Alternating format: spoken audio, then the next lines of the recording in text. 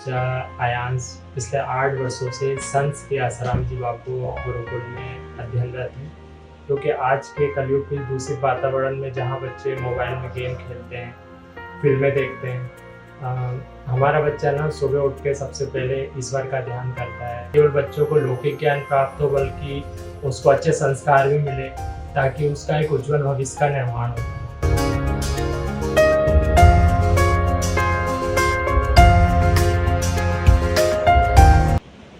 मेरा नाम डॉक्टर धर्मेंद्र मालविया है। हमारा बच्चा आयांश पिछले 8 वर्षों से संत श्री आसाराम जी बापू गुरुकुल में अध्ययनरत है और समय के साथ जो उसमें लौकिक ज्ञान बढ़ने के साथ जो आध्यात्मिक ज्ञान में जो बढ़ोतरी हो रही है, उससे हम आश्चर्यचकित हैं। क्योंकि आज के कलयुग के दूषित वातावरण में जहाँ बच्चे मोबाइल में गेम खेलते हैं, फ़िल्में देखते हैं, हमारा बच्चा ना सुबह उठ के सबसे पहले ईश्वर का ध्यान करता है, हाथ कर दर्शन करता है। उसके बाद स्नानादि करने के बाद वो भगवान नाम का जप करता है जो संत श्री आसाराम जी बापू जी की कृपा से उन्हें प्राप्त हुआ है। और उसके बाद वो स्कूल जाने के अलावा भी जैसे कुछ उसमें बहुत आज के समय के बच्चों के अलावा उसमें कुछ अलग सद्गुण है। जैसे वो बहुत आज्ञाकारी है, शांत है और अगर वो पढ़ाई के अलावा अगर उसमें समय बचता है तो वो व्यर्थ समय बिताने के बजाय उन्हीं समय को ईश्वर की भक्ति में व्यतीत करता है। ये सब देखकर हमें बड़ी प्रसन्नता होती है क्योंकि आज के समय में ये सब जनरली देखा नहीं जाता है। तो कोई भी माँ बाप चाहेंगे कि बच्चा ऐसे ही स्कूल में पढ़े जहाँ पे ना केवल बच्चों को लौकिक ज्ञान प्राप्त हो बल्कि उसको अच्छे संस्कार भी मिले ताकि उसका एक उज्ज्वल भविष्य का निर्माण होता है।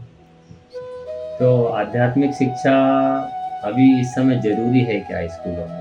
जैसे बच्चे तो सीबीएसई स्कूल में पढ़ रहे हैं, आईसीएसई में पढ़ रहे हैं। ये बहुत ज़रूरी है क्योंकि ये चीज़ हमारे शास्त्रों में भी कही गई है कि जो भक्ति है वो बचपन से ही प्रारंभ हो जानी चाहिए।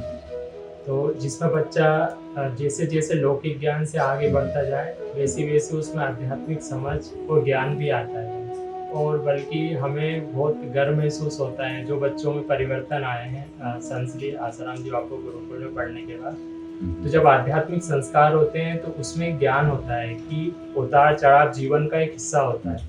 तो आध्यात्मिक शिक्षा लिया हुआ बच्चा उस परिस्थिति को भी मुस्कुराकर सामना कर लेगा। सभी अभिभावकों से यही कहना है, बल्कि उनसे प्रार्थना है कि अपने बच्चे के मार्कशीट पे केवल 90% देकर खुश मत होइए। उसका कारण ये कि अगर आपका बच्चा बाहर मतलब वो संस्कारित नहीं हो रहा है, आपको वो प्रणाम भी नहीं करता है और उसमें बहुत सारी ऐसी चीज़ें आती हैं जैसे बेवजह चिड़चिड़ापन उसमें रहता है या फिर वो कब उसको उठना है, कब सोना है, उसमें ये सब चीज़ें ज्ञान नहीं है, तो वो उसका नुकसान ही हो रहा है। बच्चों को व्यवहारिक ज्ञान, संस्कारिक ज्ञान और लौकिक ज्ञान, तीनों ही चीज़ें बहुत ज़रूरी हैं। तो हमें ऐसे संस्थान, ऐसे गुरुकुल में ही अपने बच्चों को भेजना चाहिए जिसमें लौकिक ज्ञान में तो वो आगे बढ़े ही, बाकी वो संस्कार में भी आगे बढ़े और आध्यात्मिक शिक्षा में भी वो लगातार बढ़ोतरी करें। अगर आप मैं एक बात कहना चाहूँगा कि आप किसी कॉन्वेंट स्कूल के बच्चे से आप पूछ लीजिए कोई भी बहुत बेसिक आध्यात्मिक ज्ञान का प्रश्न करेंगे तो वो ऐसा बिहेव करेगा कि कभी हमने सुना भी नहीं है। पर आप बापूजी के गुरुकुल के किसी बच्चे से आप पूछेंगे तो उसका आपको ऐसा उत्तर मिलेगा कि आप आश्चर्यचकित हो जाएंगे कि इतने छोटे से बच्चे में इतना ज्ञान कहाँ से। तो दोनों ही चीज़ों को बैलेंस में रखना बच्चे को उज्ज्वल भविष्य के निर्माण के लिए बहुत जरूरी है। अगर केवल लौकिक ज्ञान से आगे बढ़ रहा है बच्चा और आध्यात्मिक शिक्षा में शून्य है तो फिर आप बच्चे का आपको फायदा दिख रहा है पर वास्तव में उसका नुकसान है।